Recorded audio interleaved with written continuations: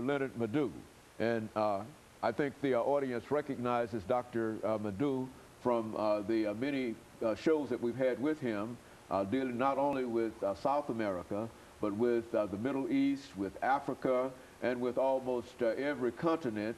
In a real sense, Dr. Madu, I think, explaining the kind of information and the kind of influence that you bring to our discussions here. Mm-hmm. And I'm glad to have you here this morning to talk about Cuba, because this was one of the first of the colonies. And let's talk about it. Let's have you give us some information about it, background information, and then get into the topic of Cuba itself. Well,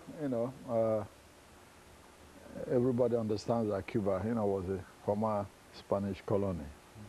We remember the Spanish-American War and what happened, how Cuba, became independent, up to the revolution, up to the treaty, the Guantanamo Bay Treaty and all that. In order to understand, Cuba today, one has to go on what I might call 3 levels. Mm-hmm. One is from 1959, when Fidel Castro overthrew Fulgencio Batista, mm-hmm, till 1990, when 1991, when Gorbachev started his perestroika in Russia and communism collapsed. And then from 1991 to 2008, when after the Cold War and Fidel became sick, handed over to his brother. His brother took over from 2008 February effectively as president, till now. So these are the three stages exactly that one can look at, what is happening in Cuba up to today. Prior to the Cuban Revolution, everyone understood there was a lot of American influence in Cuba. A lot of the companies in Cuba were owned by Americans. A lot of the corporations and businesses, casinos, etc., etc. In fact, Havana was in Miami, at that time of the Caribbean, where most of the casinos were located. So here comes Fidel Castro in 1959 and overthrew the so-called corrupt dictatorial government of Fulgencio Batista. Initially, people thought that the Cuban Revolution would follow the capitalist path. Okay. But however, most people didn't understand the thinking of most of the Cuban revolutionaries, particularly Raúl, who is the current president. In fact, Raúl Castro was the main communist amongst the revolutionaries, not even Fidel himself.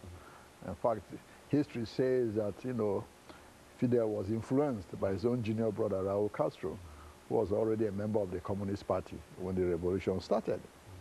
And as you well know, this revolution was sparked, because of the dictatorship of Fulgencio Batista. People were being arrested, jailed, civil rights, was human and civil rights were being violated, etc., etc. And of course, like all revolutions, these were few people, started.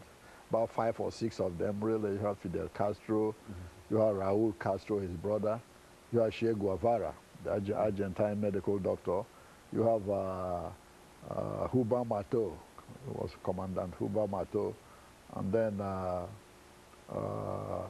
one of the most charismatic of all of them, who Camilo Cienfuegos, who died in a mysterious plane crash some time ago.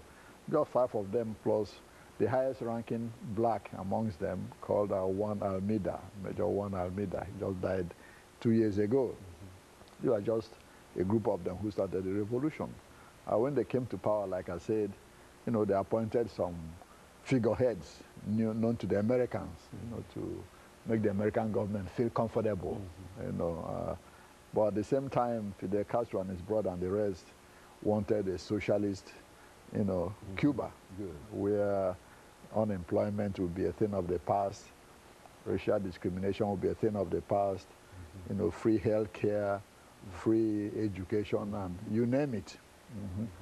And because of the path they chose, they fell out of favor with the Eisenhower, government administration. Dr. Madu, what we're going to have to do during this first segment, we're going to have to take our first break.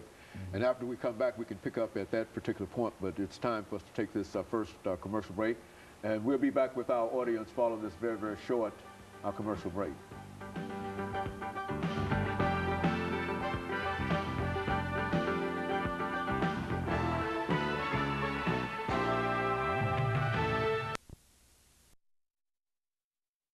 Talking to Dr. LMadu.